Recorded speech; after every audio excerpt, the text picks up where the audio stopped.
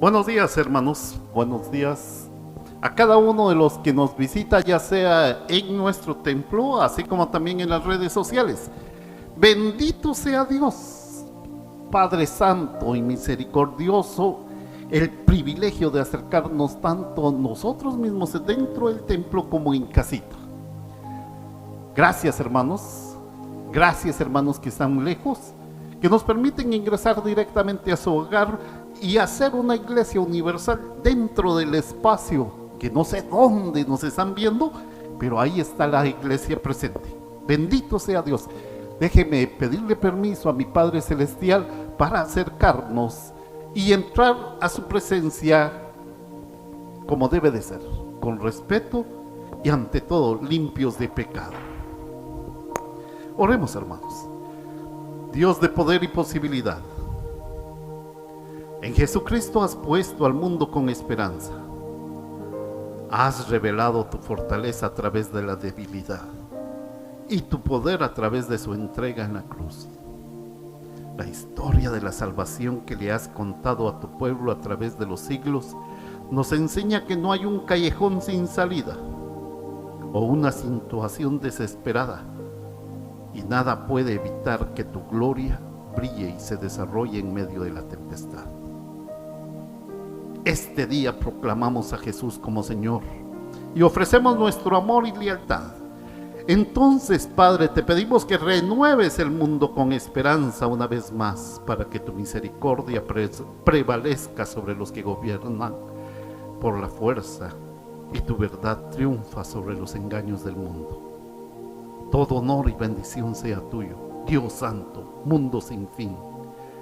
Señor Jesucristo, también oramos por la venida de tu reino, semana a semana, pero confesamos que no tenemos exactamente claro lo que eso significa. Entonces tú vendrás a aclarar las cosas en el mundo. Vendrás a juzgarnos y mostrarnos dónde nos hemos equivocado todos. Pondrás fin a todas las cosas o nos ofrecerás un nuevo comienzo. Pero ante todo, Jesús, perdónanos cuando mezclamos nuestros propios deseos con tus propósitos para tu gente. Enséñanos cómo vivir tu verdad. Especialmente, hermanos y hermanas, recordemos la promesa del apóstol Pablo cuando escribe: ¿qué nos separará del amor de Cristo? ¿Penas, angustias, peligro o espada? No, nada. En todas estas cosas somos más que vencedores a través de Dios que nos ama. Así que les pido que nos alegremos de que no importa lo que esté sucediendo a nuestro alrededor, no importa lo que hayamos hecho, el profundo amor de Dios nunca nos dejará solos. Gracias, Padre, por tu presencia en cada hogar y en este templo. Bendito y alabado sea tu nombre, Señor. Ahora bendícenos y quédate con nosotros siempre. Amén. El día de hoy, para los que están en Facebook, acordamos con la congregación transformar un poquito el servicio. Hoy lo haremos en otra manera, pero todo va a tener como objetivo la glorificación y la adoración esencial a nuestro Dios y Padre Celestial.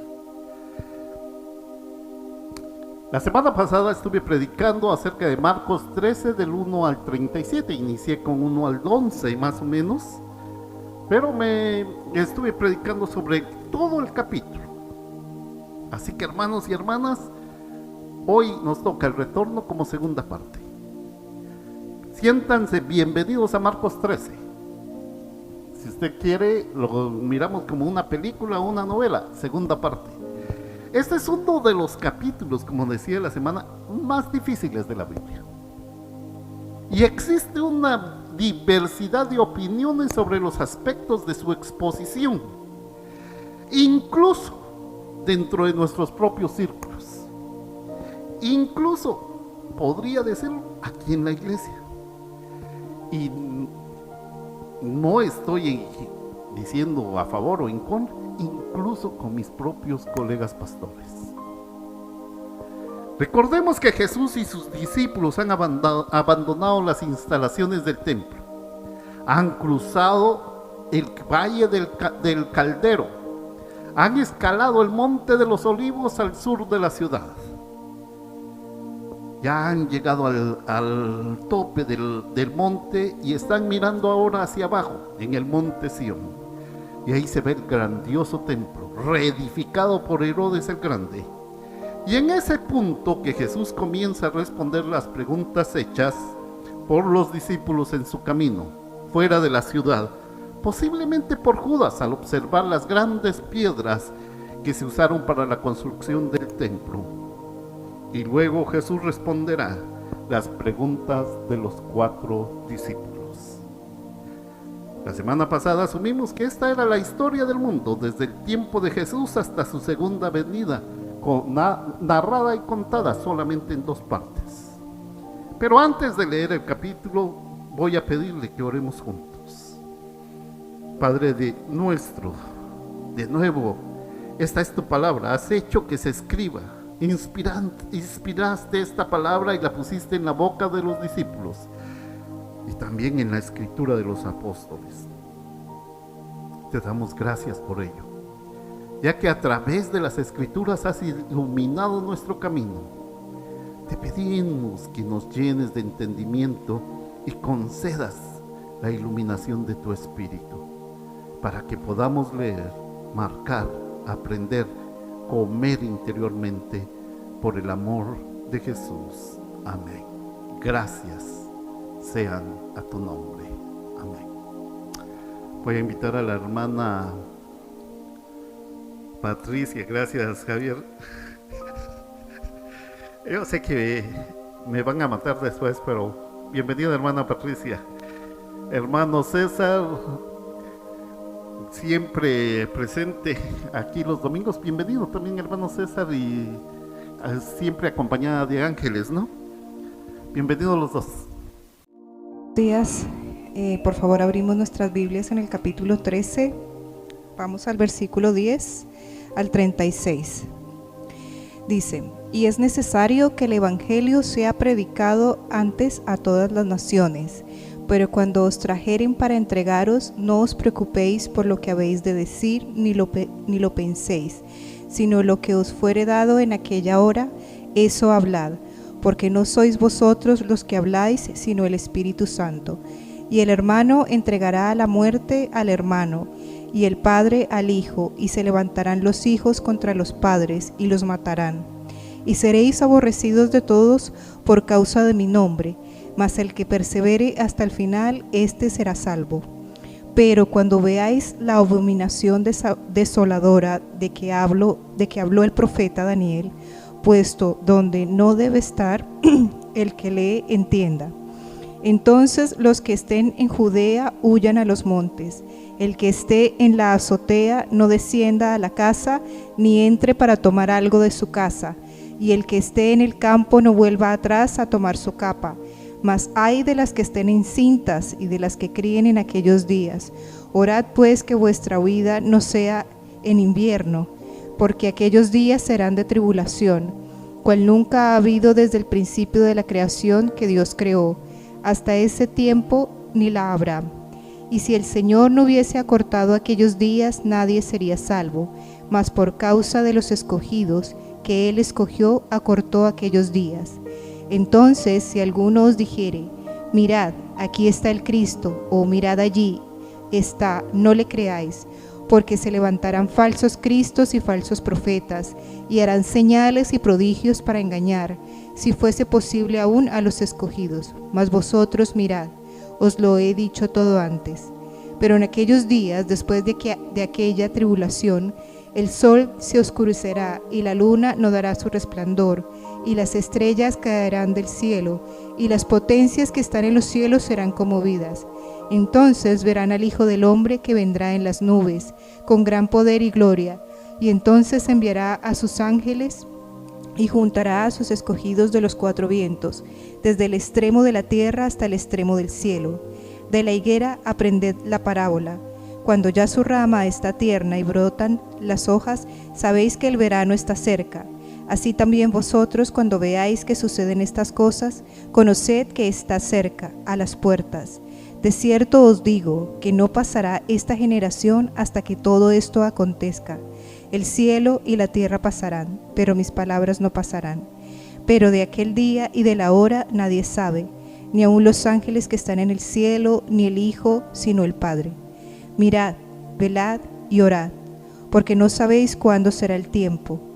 Es como el hombre que yéndose lejos dejó su casa y dio autoridad a sus siervos, y a cada uno su obra, y al portero mandó que velase. Velad pues, porque no sabéis cuándo vendrá el Señor de la casa, si al anochecer, o a la medianoche, o al canto del gallo, o a la mañana, para que cuando venga de repente no os halle durmiendo. Palabra de Dios. Generalmente preparo los sermones antes del viernes, porque el viernes por lo general tenemos un curso y ya no tengo mucho tiempo, ya sábado. Pero el hermano Ramón nos estaba contando en medio del curso acerca de 2 Timoteo, si no estoy mal, para poder relacionar este sermón, y lo incluye en un pequeño espacio, porque vale la pena también escudriñarlo. Vamos a orar, hermanos. Gracias, Señor, por esta mañana. Padre, de nuevo te agradecemos bastante por el honor, por la fortaleza, porque tenemos fuerza, Señor, de ir a tu palabra y tratar de interpretarla conforme a lo que tú dices. Ahora, Señor, prepara nuestros corazones para que tu mensaje pueda caer en un buen corazón y en una buena tierra. Bendito sea, Señor. Amén. El domingo pasado abrimos este capítulo y leímos que Andrés, Pedro y Santiago y Juan hicieron una pregunta en relación con algo que Jesús había dicho acerca del templo. Que las piedras del templo, ¿sí? ¿Se recuerdan? ¿Ves estos grandes edificios? No se dejará ni una sola piedra sobre otra que no será derribada. Y eso en respuesta a que uno de los discípulos dijo acerca de lo maravilloso que era realmente el templo que había sido reedificado por Herodes. En la cima del Monte de los Olivos, 4 de sus discípulos hacen la pregunta: dinos, ¿cuándo serán esas cosas? ¿Y cuál será la señal cuando todas estas cosas se van a cumplir? Y es muy importante para la interpretación del Sermón de los Olivos conocer que el versículo 4 implica 2 preguntas diferentes, pero relacionadas. Una está hablando de la caída de su templo y la destrucción de Jerusalén. La segunda pregunta la relaciona con la segunda venida y el retorno al fin de todas las cosas, que viene Jesús. En el Sermón de los Olivos, o sea, Marcos 13, Jesús está contestando esas preguntas. Tengo que admitir que no siempre está claro a qué pregunta está respondiendo durante el capítulo. Reflexionamos la semana pasada de que la caída misma de Jerusalén fue en sí misma una especie de símbolo o presagio del retorno de la segunda venida de Jesús. Esto era un aviso de que vendrá al final de la era. Y creo que los discípulos tenían la intención de conocer cuándo. Dinos, Señor, cuándo esas cosas sucederán. O qué símbolos, o qué señales podrían tener para saber que Él ya iba a estar retornando.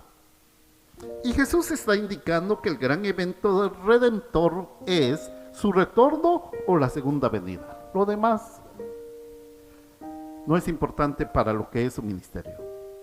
Así que los invito a que repasemos brevemente los primeros puntos de la semana pasada, y lo hago para que la idea quede bien sentada.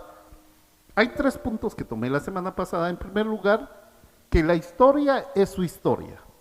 A partir de este pasaje podemos desenredar que todo lo que ocurre desde ahora hasta la caída de Jerusalén, el ahora que estoy hablando es cuando Jesús estaba vivo, hasta la caída de Jerusalén, Desde el tiempo de Jesús, en otras palabras, hasta la caída de Jerusalén y su posterior retorno. Pero todo está bajo el control, voluntad, la intervención soberana y la demostración del poder de nuestro Dios Todopoderoso. Unas palabras simples para resumir todo lo que dije. La historia es la historia de Dios. Así de simple. En segundo lugar, toda historia termina. Toda. Y esta va a terminar. Que de una forma u otra habrá un fin de esta historia. Que se desarrollará en una destrucción, un incendio catastrófico, apocalíptico de este mundo, y acompañado de la creación de nuevos cielos, nueva tierra. Ahora bien, si bien es cierto, la historia va a terminar para una forma de vida, pero dará inicio o prolongará para otra forma de vida. ¿Qué digo esto? Quizás ya no tengamos este cuerpo, pero tendremos un alma con otra forma de presentarnos ante Dios. Tercer lugar, algún día esta historia va a terminar. ¿Cuándo? No lo sabemos. Y fue en ese momento que el tiempo, entonces les dije, el tiempo se me fue. Cuando empezamos a decir que nadie sabe cuándo y reflexionamos en que si la humanidad de Cristo no lo sabía, ni los ángeles y discípulos directos lo sabían, entonces podemos asegurar que ningún humano podría decir, afirmar o establecer cuándo sucederá. Sinteticemos esto. El futuro solo está en las manos, soberanía y voluntad de Dios. Entonces desarrollemos los puntos de ahora, porque les hice recordar un poquito, retornar al pasado, del domingo pasado de lo que hablamos. Hay un cuarto punto. La historia va a terminar en el triunfo de Jesucristo al retorno.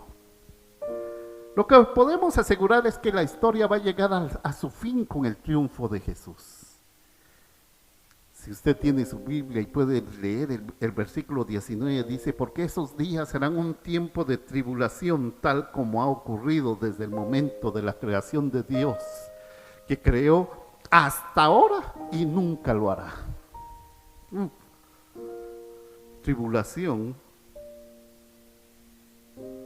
Por esos días serán un tiempo de tribulación, tal como no ha ocurrido desde la creación hasta ahora y nunca lo hará.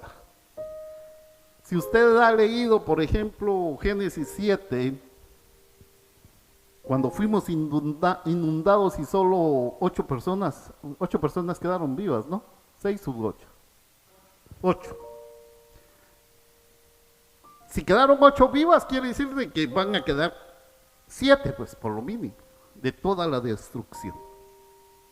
Pero Jesús está hablando de un tiempo de inmensos problemas, de inmensa tribulación. Y la palabra misma señala algo que Daniel, capítulo 12, que ya estudiamos, y el arcángel Miquel recuerdan, advirtiendo lo que sucederá al final de los tiempos. Algunos académicos están en desacuerdo conmigo y dicen que analizan solo este versículo relacionado con la destrucción de Jerusalén en el año 70. Pero esta es una especie de palabra técnica de la Biblia. Sin embargo, también es una referencia al fin de los tiempos y a ese grupo de eventos que ocurren en su retorno. En eso que le llamamos la parusia. ¿Se recuerdan qué era parusia? No es más que el informar que un rey está acercándose. Entonces pongámosle la parusia mesiánica. Y sugiriendo que antes del retorno de Jesús puede haber un periodo de tribulación y de apostasía, lo cual estaría de acuerdo con otros pasajes de la Escritura. La batalla de Armagedón de Apocalipsis 20, esta batalla de las grandes llanuras de la tierra, sugiriendo Gog y Magog del libro de Ezequiel. Y el hecho de que Satanás será liberado por un tiempo después de que terminen los 1000 años. Un periodo entonces de tribulación y juicio antes del retorno. Lo anterior está señalado que antes del retorno de Jesús habrá una gran apostasía y prueba, tribulación, sufrimiento. Y para soportar lo que estamos diciendo en el versículo 24, tenemos un lenguaje que es apocalíptico y descriptivo. Creo, no es de Jerusalén, sino del fin mismo, del retorno mismo. Y dice así la palabra: en esos días, después de esa tribulación, el sol se oscurecerá y la luna no dará su luz. Y las estrellas caerán del cielo y los poderes que están en los cielos serán sacudidos. Y entonces verán al Hijo del Hombre venir en nubes con gran poder y gloria. Algo que parece superior a la destrucción de la época de Noé. Y que se va desarrollando un proceso al revés del que tuvimos en la creación. Ahora, imaginemos esto. En Génesis se nos detalla qué hizo Dios. Dios todo lo hizo hermoso. Dios se maravilló de lo que había creado. Ahora está al revés. Dios lo va destruyendo. Ese es el lenguaje que habla de su retorno y no de Jerusalén. Y después de ese periodo de tribulación, Jesús regresa. Y Él va a regresar no como el narrado históricamente ahora en la Navidad, en una forma que vino despojado de su gloria. Esa gloria estuvo escondida en la carne humana y nacida en un pueblo muy pequeño, en una aldea llamada Belén. Y teniendo que huir inmediatamente y hacerse migrante así como nosotros desde que nació, pero viniendo ahora en poder y gloria. Y en toda revelación de su resplandeciente y divino poder. O sea, en su propia esencia, con brillo en su rostro, cuando venga sobre las nubes del cielo, con el grito de arcángel y trompeta de Dios, y los muertos en Cristo se levantarán, y los que están vivos serán atrapados para encontrarse con Él en el aire. Y ese es entonces el himno en su retorno. Me gustó este himno que cantan las hermanas aquí de vez en cuando. Y aquel himno antiguo que dice: Él viene de nuevo, Él viene de nuevo. El mismo Jesús rechazado de los hombres, Él viene de nuevo. Él viene de nuevo con poder y con gloria, que se está volviendo de nuevo hacia su gente. Que Jesús viene de nuevo y Él viene de nuevo en victoria. Él viene de nuevo en poder y en gloria. El quinto lugar, la historia está terminando con signos de los tiempos. Hay 3 tipos de signos. En primer lugar, juicio. Versículo 7. Por ejemplo, de guerras, rumores de guerras, de un mundo que está bajo tensión, de un mundo que se está destrozando, de un mundo que está sintiendo todos los efectos del pecado y la caída, y un mundo que está anticipando y anhelando la regeneración de todas las cosas, cuando Dios recreará o transformará el presente mundo comparado a su idea original, con un pequeño detalle: sin pecado. Esto me recuerda a mi pastor. Él me decía algo: todos nos ponemos ansiosos y corremos a Dios cuando los cimientos tiemblan. Damos y hacemos tantas vueltas y berrinches solo para descubrir una cosa tan simple y esencial: que Él es el que nos está sacudiendo. Simplemente, hermanos y hermanas, simplemente enciendan las noticias de su televisor o leamos la portada de cualquier periódico noticiero y ¿qué vemos? Guerras, rumores de guerras, signos de juicio, signos de que Dios ha entregado, debido a nuestra desobediencia y nuestro pecado, a este pueblo la ha entregado a la injusticia. En segundo lugar, el signo de oposición.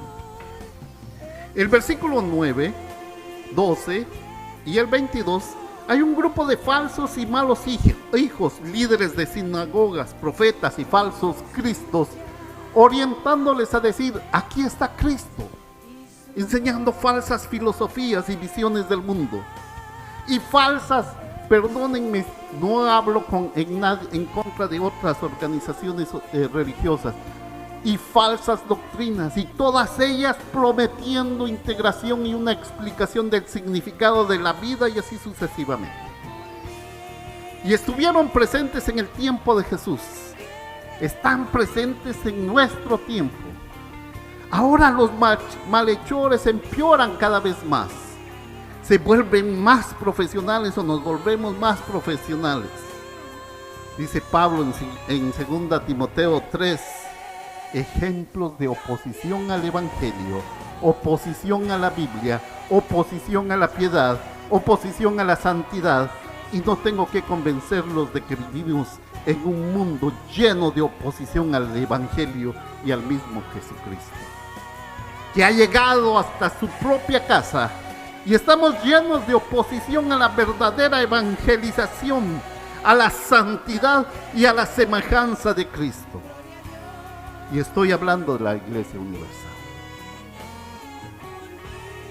Una tercera señal de la venida de Jesús son señales de la gracia de Dios.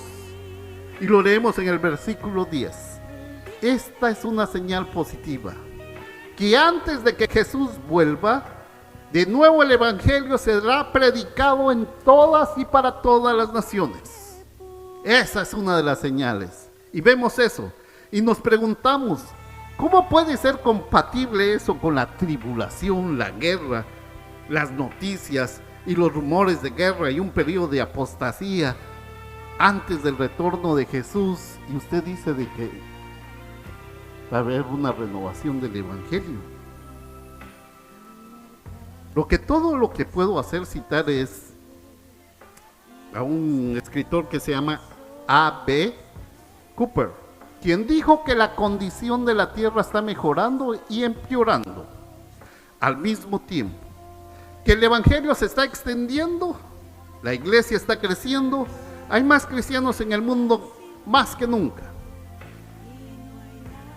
Contradictoriamente, al mismo tiempo hay más contrariedad, hay más violencia, hay más oposición, hostilidad y dificultad.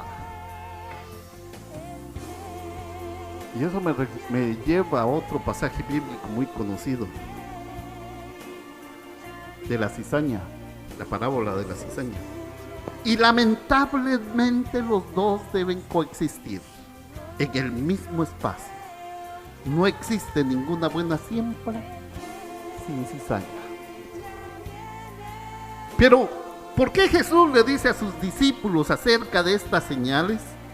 Y no es para que podamos leer las señales y predecir a partir de las señales mediante alguna fórmula matemática el retorno de Jesús, y tampoco lo podemos deducir, ya que todo lo que nos dice es que Él viene de nuevo, viene pronto, y que su retorno está cerca en el sentido bíblico, que en un día es con el Señor son como 1000 años. Pero eso no es cerca en nuestra interpretación humana. Pero si seguimos el diseño del capítulo, entonces podemos decir que el término cerca está en sentido bíblico. En otras palabras, es que está cerca el próximo evento redentor, que es su retorno. Aleluya, hablamos de la segunda venida entonces, nuevamente. No es la conversión de los judíos, hermanos. Muchos me hablan del nuevo templo. Se habla de muchas cosas. No se trata de un rediseño político del mapa del Medio Oriente o del mundo. No es una invención científica de que de alguna manera se implante un chip debajo de la epidermis o un signo o lo que sea. Esos no son los signos. El próximo gran evento que vamos a tener de parte de Jesucristo es su redención. Pongamos entonces atención. El próximo gran evento redentor es el retorno de Jesús. Y en ese sentido está cerca. Está cerca porque no podemos predecirlo. No sabemos cuándo será. E incluso si va a haber un periodo de tribulación antes de que Jesús venga.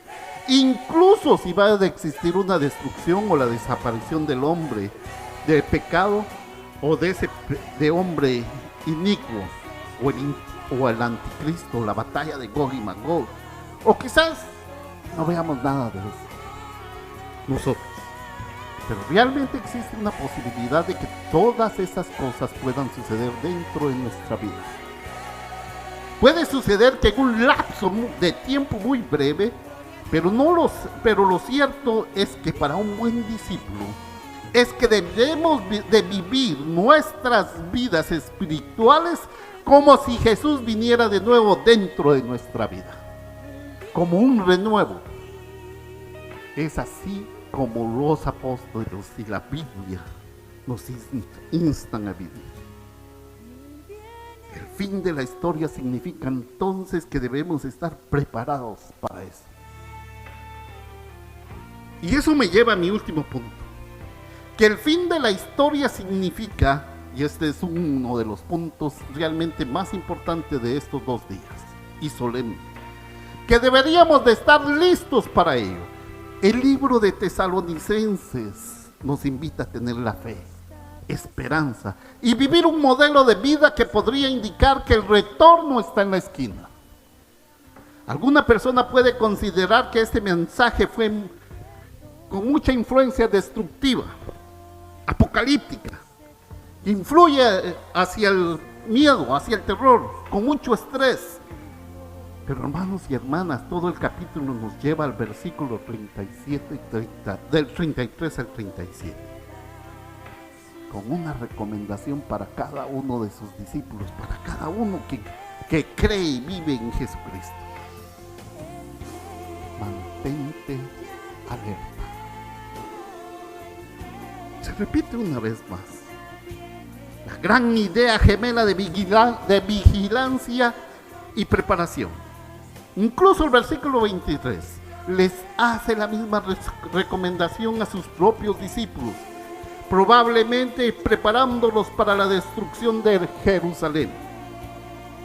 Que les está diciendo estas cosas por adelantado para que puedan estar preparados y listos, para que no los atrapen desprevenidos, como diciéndoles: a la vuelta de la esquina no hay quite.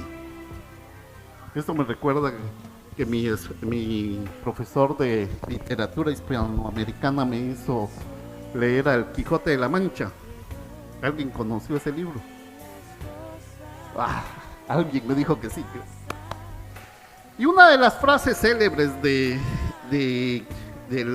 personaje de la historia dice: paréceme, Sancho, que no hay refrán que no sea verdadero, porque todas son sentencias sacadas de la misma experiencia.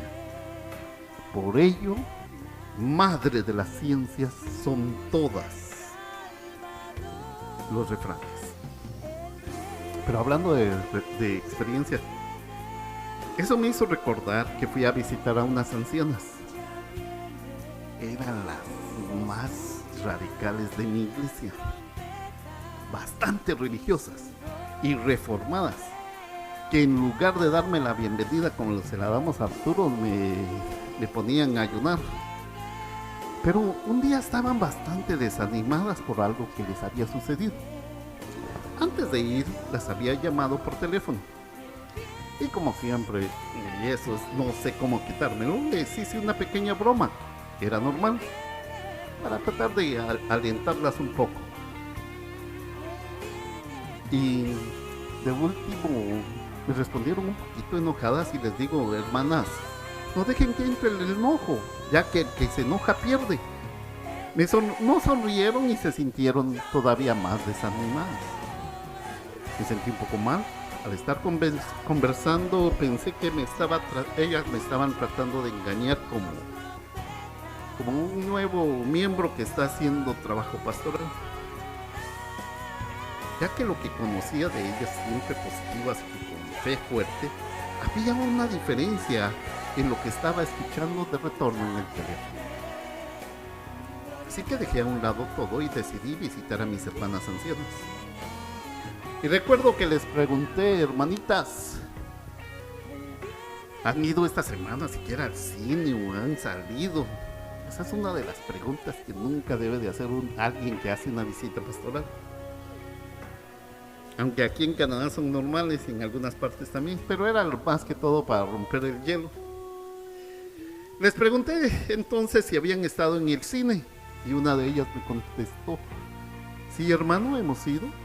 Ella dijo: fuimos una vez en 1947 y nos salimos a la mitad de la película porque sentimos que Jesús podría volver y encontrarnos en medio de la multitud del cine.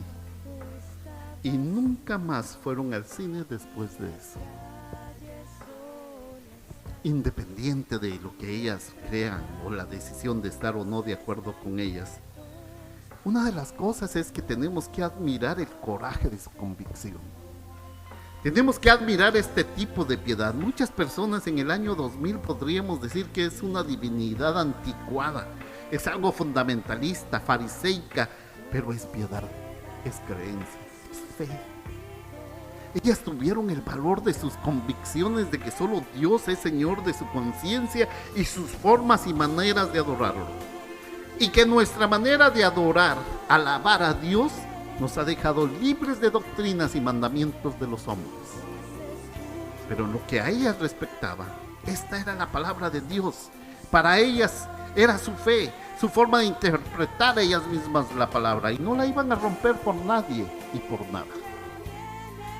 Pero lo que las motivaba y dominaba en su pensamiento era la posibilidad de que Jesús pudiera retornar de nuevo, y ellas no querían estar en el lugar y el tiempo inadecuados.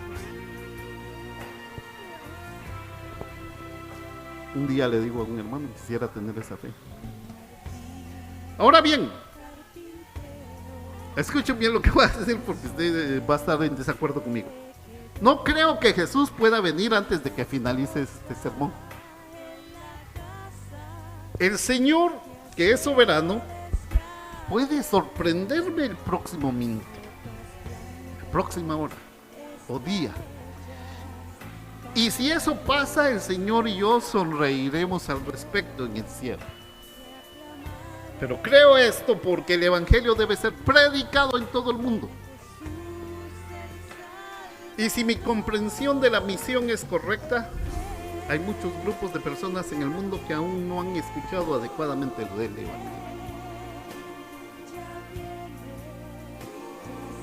Aunque también creo que eso podría suceder en un espacio de tiempo muy corto.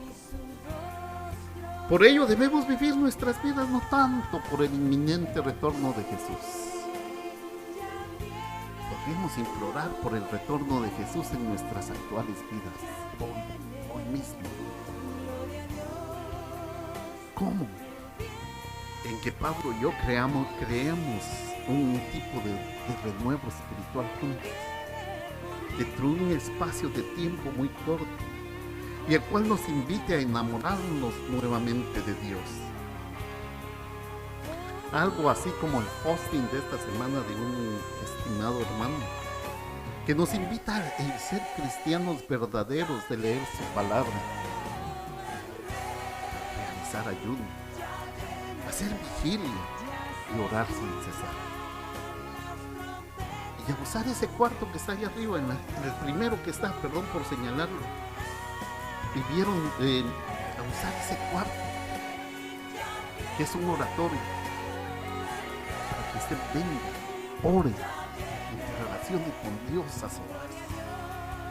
Y eso lo podemos hacer en corto tiempo, lo podemos hacer en una semana, en un día, en una hora, aceptando el retorno rápido de Cristo, y hacer el retorno de Cristo visible especialmente en nuestras maneras de adoración y de comportarnos entre nosotros.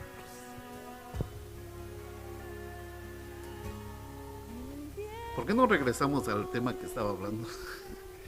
Regresando a nuestro tema, no estoy seguro de cuánto pensamos o reflexionamos en el retorno, la segunda venida de Jesús. Pero en la Biblia es una característica dominante de la forma en que los primeros cristianos vivieron sus vidas. Vivieron sus vidas con la venida de Jesús en Belén, la muerte de Jesús en la cruz, la segunda venida de Jesús en las nubes del cielo en sus mentes, y la perspectiva por la cual vivieron sus vidas y dieron sus vidas. En este pasaje Jesús cuenta aquí una parábola de una higuera, que cuando esa higuera a principios de la primavera envía su flor, nos está advirtiendo que el verano está llegando. No nos está diciendo que el verano llegará mañana, ni en un minuto, pero está diciendo que el verano llegará pronto. Y como pareciera decirnos la higuera, prepárate para el verano, ahora me resta de decirles, prepárense. Eso es lo que Jesús está diciendo. Prepárate. El retorno es simple, es constante. Esa está a la puerta, está en la esquina, está en la puerta de tu cuarto. Después de escuchar ese himno del Rey ya viene, y después de meditar en él, eso debería entonces ser la característica dominante de cómo vivimos nuestras vidas. ¿Estamos empacados y listos para irnos? Por favor, no echemos raíces que se adueñen demasiado del suelo de este mundo. Porque este mundo, a cada uno que es discípulo de Cristo o que cree en el Señor, no es nuestro hogar. Porque el Señor Jesús va a tomar este mundo y lo cambiará y hará un nuevo cielo, una nueva tierra en la que morará la justicia. Pero hermanos, entonces, ¿por qué debemos estar preparados? Esto lo hacemos porque sucede cuando Jesús viene de nuevo en las nubes del cielo. ¿Y qué es eso, dices? Los muertos en Cristo resucitarán, los que están vivos serán atrapados en el aire, serán conducidos ante el tribunal de Cristo para dar cuenta de sus hechos.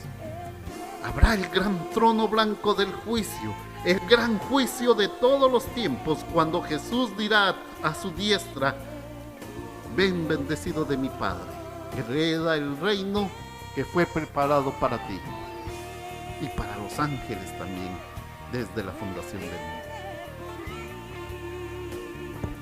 Como todo, también tiene su lado negativo. Luego dirá a los demás a su izquierda: apartaos de mí, condenados al fuego eterno, porque nunca os conocí. Es por eso que tenemos que estar preparados, usted y yo. Necesitamos estar listos porque nuestra relación con Jesús ahora determinará si estamos en la mano derecha o en la mano izquierda en su día de juicio. Y que Dios, hermanos míos, nos permita a nosotros, a ustedes y especialmente a mí, estar listos y vivir nuestras vidas de una manera correcta, fundamentando la justicia, fundamentando el evangelio del vivir bien y respetando a los demás como la imagen del Cristo viviente.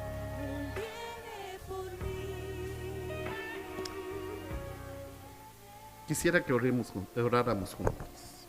Padre nuestro que estás en los cielos, te damos gracias de nuevo por la gloria de tu palabra. A pesar de que somos lentos para entender, pero en este capítulo hablas de verdades tan claras que ciertamente necesitamos estar listos, que necesitamos estar en tu nombre, Señor. Necesitamos ser perseverantes en la fe. Necesitamos usar los dones y talentos que tú nos has dado para tu gloria. Necesitamos caminar por la avenida que Jesucristo caminó. Necesitamos ser los testigos con amigos, vecinos y familiares sobre la urgencia de su retorno. Te pedimos que tengas misericordia de nosotros. Oramos para que escondas tu palabra ahora dentro de nuestros corazones y digamos, ¿hasta cuándo, Dios? Aún así, con sus consecuencias, Señor Jesús, ven pronto. Que el Señor les bendiga. Quisiera pedirles un favor. Voy a darles la bendición pastoral. Pero tengo que salir hoy corriendo, digo, porque tengo que predicar en otro lado. Por eso se cambiaron algunas cositas hoy. Bueno, entonces, podemos entonces, hermanos, antes de escuchar las alabanzas, tener un tiempo de oración para que usted venga y le pida al Señor que necesita una renovación completa de su espíritu para estar preparados cuando Él venga. Le voy a pedir el favor al hermano Ramón que nos dirija en la oración por los hermanos, aquí al frente. Buenos días, queridos hermanos. La oración es una herramienta poderosa que el Señor nos ha dado y nunca debemos dejar de practicarla. La oración es todo un seminario que tenemos que aprender. Hay un hermoso libro sobre la oración que un día espero el Señor me permita compartirlo con ustedes. Pero no hay ningún problema en nuestra vida que no podamos tratarlo con el Señor. Alguna vez el Señor me dará la oportunidad de compartir con ustedes ese hermoso libro sobre la oración. Bueno, entonces vamos a orar. Yo sé que cada uno de nosotros tenemos diversos motivos. Yo no sé cuál es el de ustedes, ni ustedes saben cuál es el mío.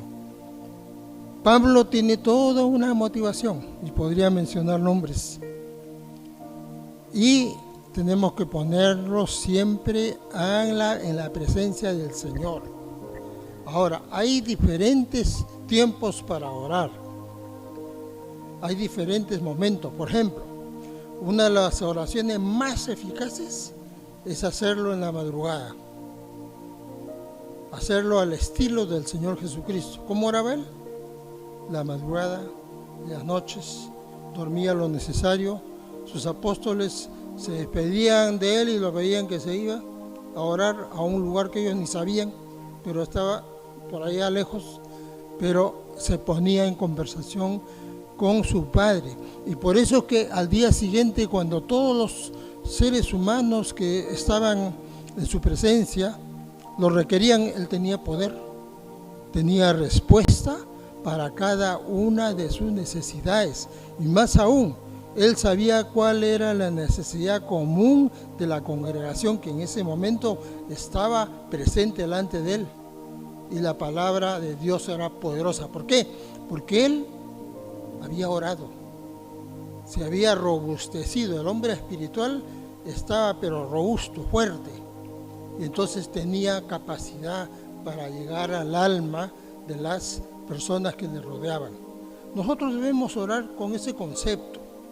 Cuando yo, por ejemplo, ahora voy a orar por ustedes, voy a pedirle al Señor por un concepto común que puede haber en nosotros. ¿Cuáles ahora esos conceptos comunes? Por ejemplo, muchos están preocupados por el COVID.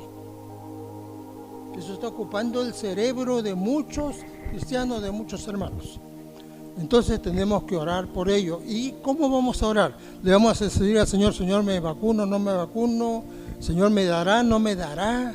¿Lo vacuno o no lo vacuno a mi hijo de 12 años? ¿Qué sé yo? ¿Cuántas cosas?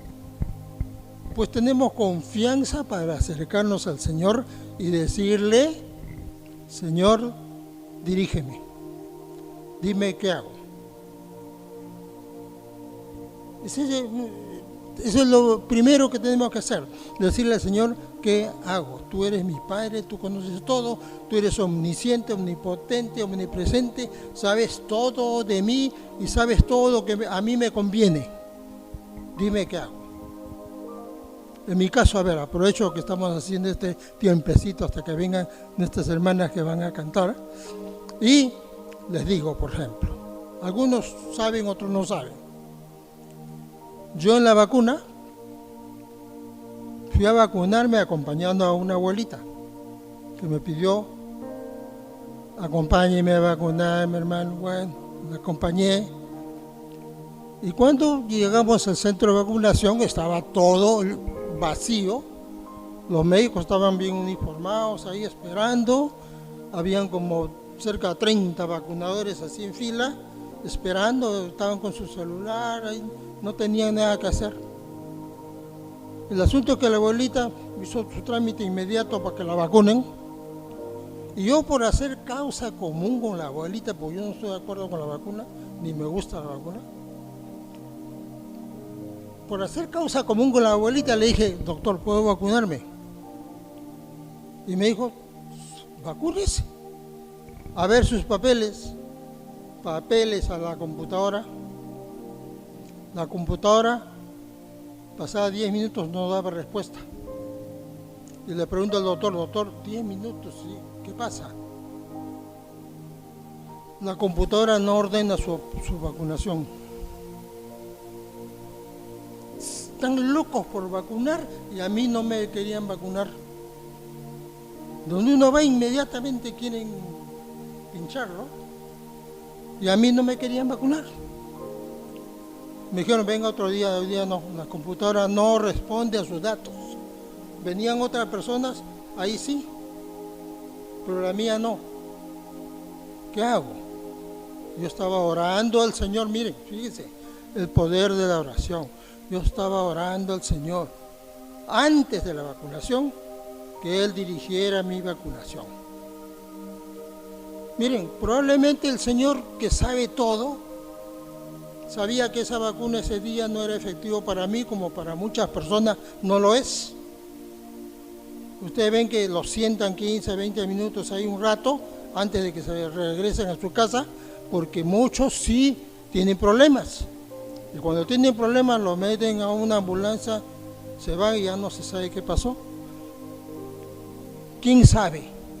En base a la experiencia uno puede pensar así. Pero, ojo mis hermanos, uno tiene que estar siempre pensando en el Señor.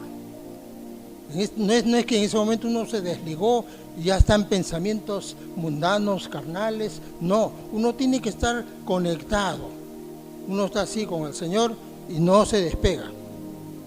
Yo no me despegué del Señor así hasta que pasaron varios días. Porque cuando regresaba a mi casa estaba con el Señor así. Cuando estaba acompañando a la abuelita estaba con el Señor así. ¿Se dan cuenta? Uno no tiene que despegarse del Señor.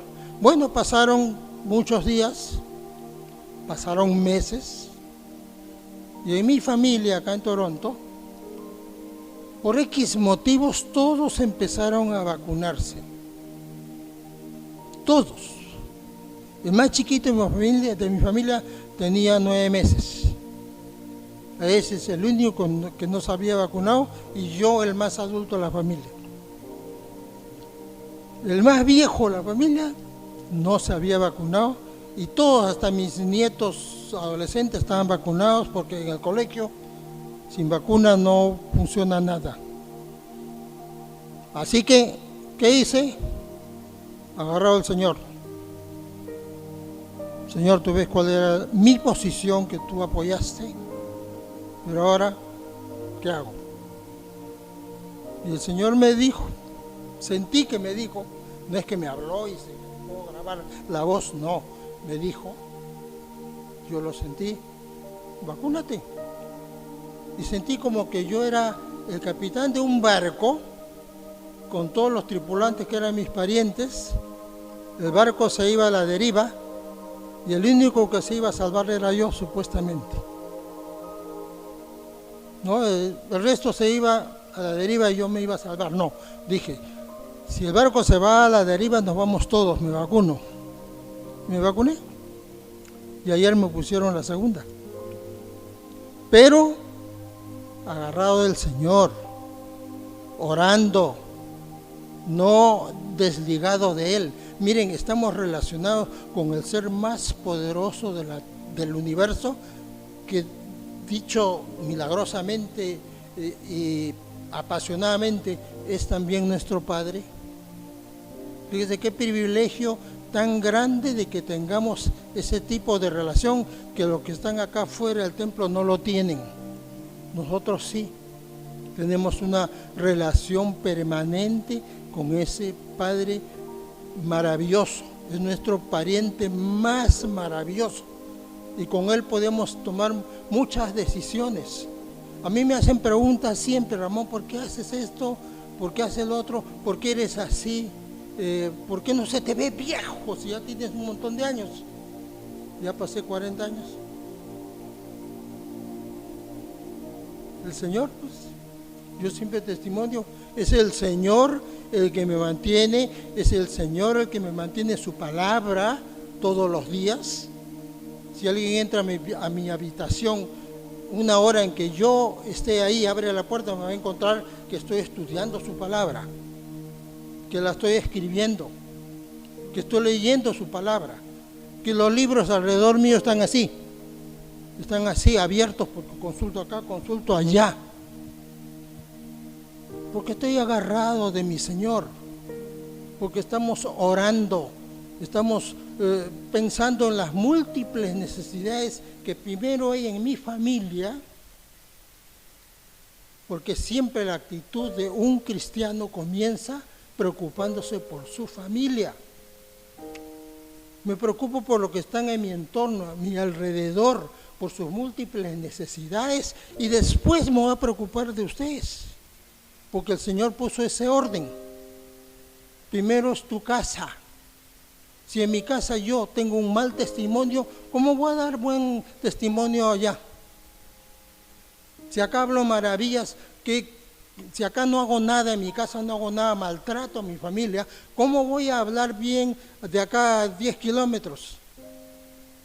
Uno tiene que dar primero testimonio en su familia, pero para eso tienes que estar en una actitud de oración para que el Señor ordene tu vida y nos permita hacer las cosas correctamente en su nombre. Hermanos, sobre la oración hay mucho que hacer, afecta toda nuestra vida. Cuando conocemos al Señor, afecta toda nuestra vida. Todo lo que hacemos en todo momento, en todo lugar, en todo tiempo está afectado.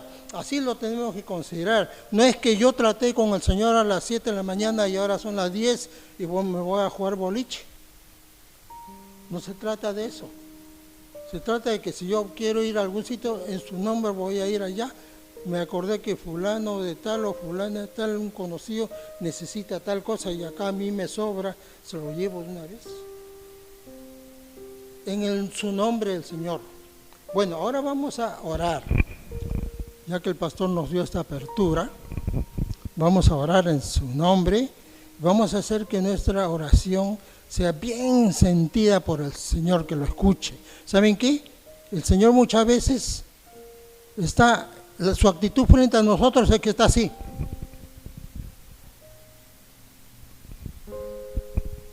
Muchas veces el Señor está así, pero nosotros estamos queriendo dirigirnos al Señor y el Señor está así. Pero, ¿saben? Él voltea su rostro, se voltea, inclina su oído. Estamos hablando en términos humanos, porque el Señor no actúa así, pero en términos humanos para que lo entiendan. Inclina su oído, voltea su rostro, se dirige, te mira, no te mira nomás, te observa. Es diferente mirar que observar. Observar es entrar en detalles. Mirar es panorámicamente arrojar la vista y nada más. Pero el Señor nos observa. Y entonces vamos a orar con esa actitud de que el Señor sí nos va a observar, sí va a inclinar su oído a nosotros y nos va a mirar, va a estar frente a nosotros. Eso se llama manifestación del Señor a nuestra vida. Él con su omnipresencia está en todo lugar. Está delante tuyo, está delante del abuelito que se quedó en casa, está en todo lugar y al mismo tiempo. No es que por estar con nosotros dejó al abuelo, no, está allá. permanentemente está con todos nosotros Él. De modo que pensemos siempre que cuando le llamamos, cuando le clamamos, Él se manifiesta. Y la manifestación de Dios es algo maravilloso. ¿Por qué? Porque cuando uno clama con limpieza de corazón, uno está probado, el Señor se manifiesta en nuestra vida y nos escucha. ¿Qué quieres? Dime. Se pone así como un padre amoroso y nos atiende. Bueno, parece que ya van a cantar, vamos a orar. Vamos a orar. Cada uno ponga ante el Señor su necesidad espiritual, lo que lo está angustiando. Va a ser una oración corta, pero luego ustedes seguirán orando en sus casas. Y por favor, hermanos, yo pocas veces voy a estar acá. Pocas veces, ya me toca no estar. Pero les digo, nunca se olviden del Señor. Oren siempre donde estén. Están en el bus así agarrados, oren. Hablen con el Señor. Vamos a orar. Amado Padre Celestial, Dios Todopoderoso, privilegio tenemos cuando te decimos que eres nuestro Padre. Gracias porque algo muy amado por ti, que se llama Jesús, nos declaró, nos reveló que tú eres nuestro Padre Celestial.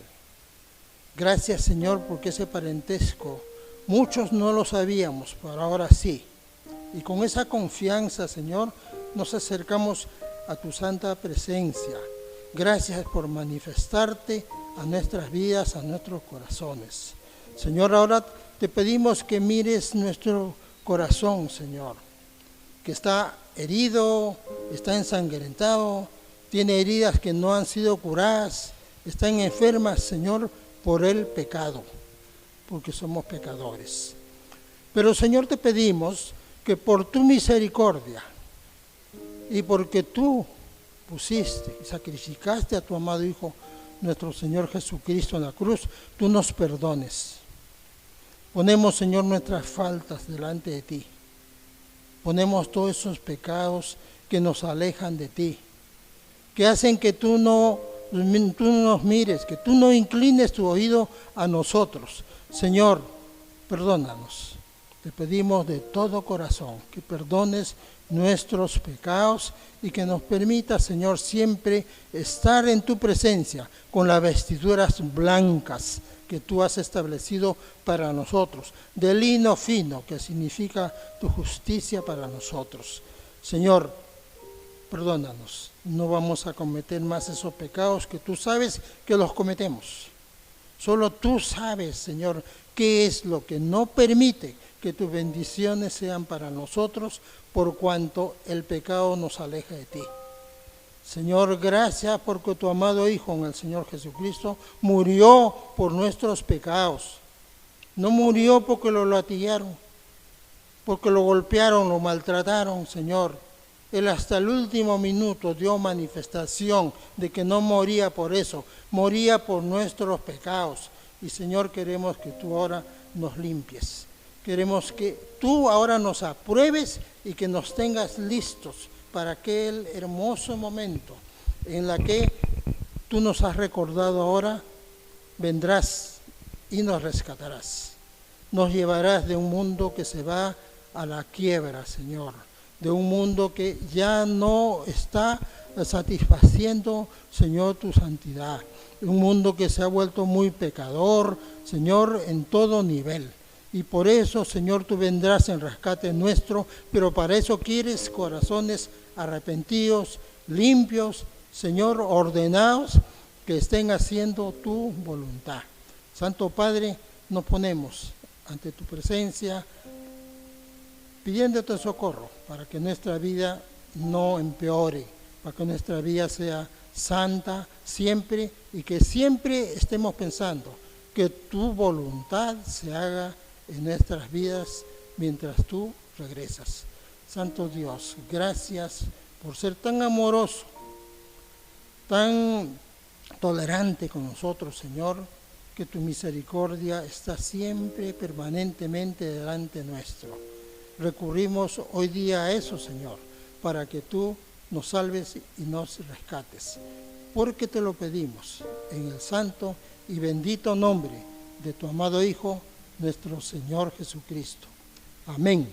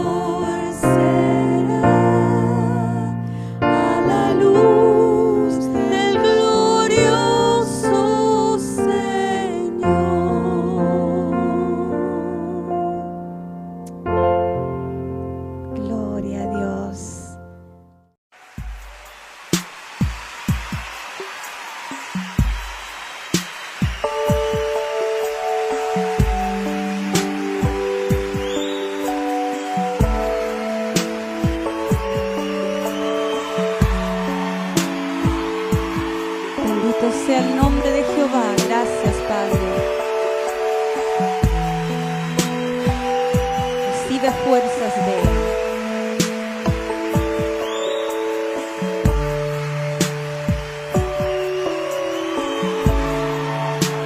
Levanto mis manos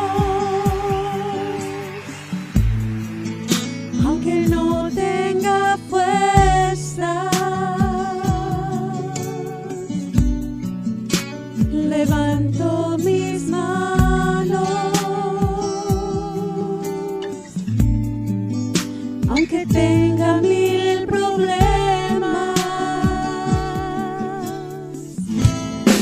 Cuando levanto mis manos, comienzo a sentir una unción que me hace cantar.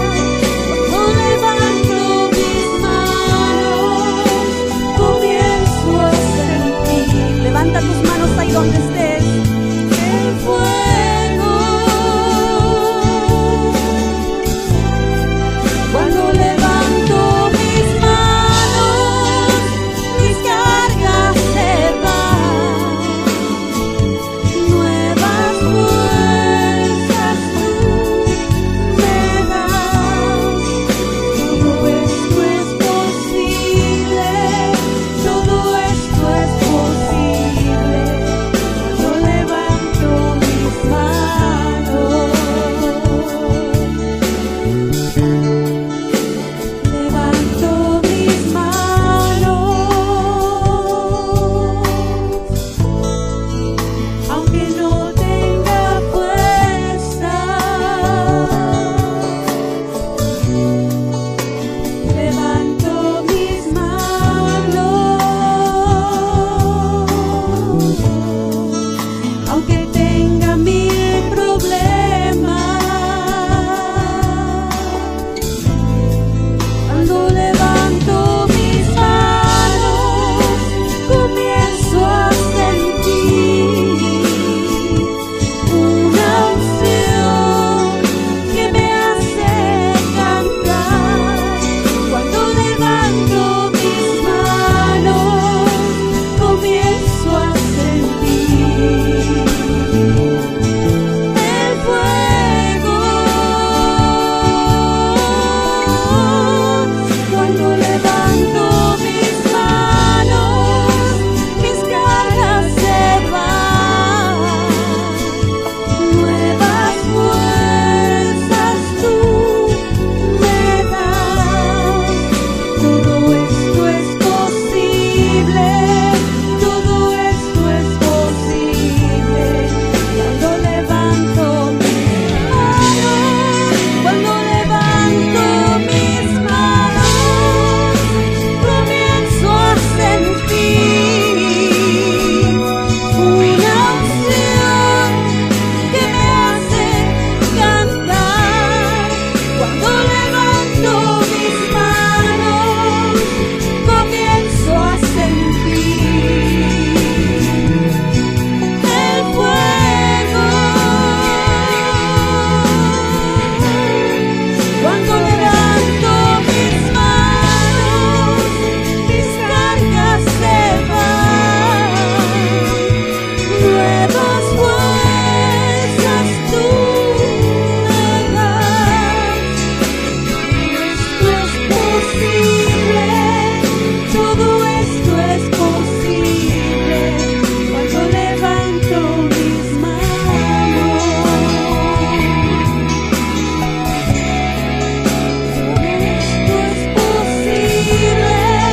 Todo esto es posible. Cuando levanto mis manos.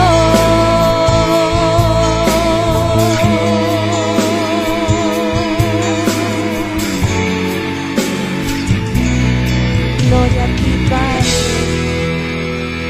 Fuerza desciende, la fuerza que nos entrega nuestro Dios, la fuerza que viene de Él.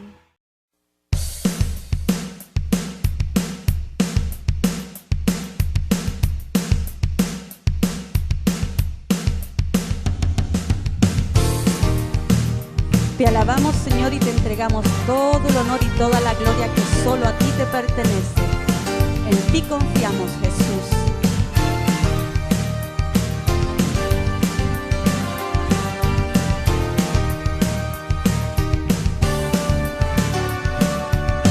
Mi fuerza y mi castillo ha sido tu Señor, torre fuerte contra la debilidad. De ti, oh Dios, proviene todo mi sustento. lento. Si desmayare, clamaré a ti. Yo me fortalezco en ti, Señor, en el poder de tu fuerza. Guíame a la roca más alta que yo. En tus manos seguro estaré. Yo me fortalezco en ti, Señor, en el poder de tu fuerza. Guíame a la roca más alta que yo. En tus manos seguro estaré. Cuando a mí viniere como un río el enemigo queriendo destruir, tu espíritu siempre está conmigo. Si desmayare, clamaré a ti. Yo me fortalezco en ti, Señor, en el poder de tu fuerza. Guíame a la roca más alta que yo. En tus manos seguro estaré. Yo me fortalezco en ti, Señor, en el poder de tu fuerza. Guíame a la roca más alta que yo. En tus manos seguro estaré. Alabamos a un Dios vivo. Te damos honra y gloria, Señor.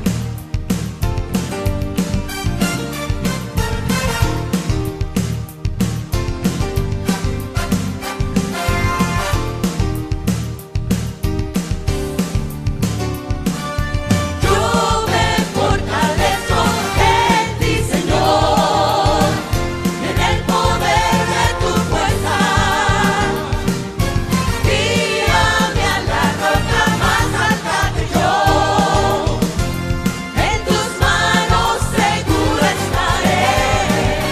Yo me fortalezco en ti, Señor, en el poder de tu fuerza. Guíame a la roca más alta que yo. En tus manos seguro estaré. Yo me fortalezco en ti, Señor, en el poder de tu fuerza. Guíame a la roca más alta que yo. En tus manos seguro estaré. Yo me fortalezco en ti, Señor, en el poder de tu fuerza. Guíame a la roca más alta que yo. En tus manos seguro estaré.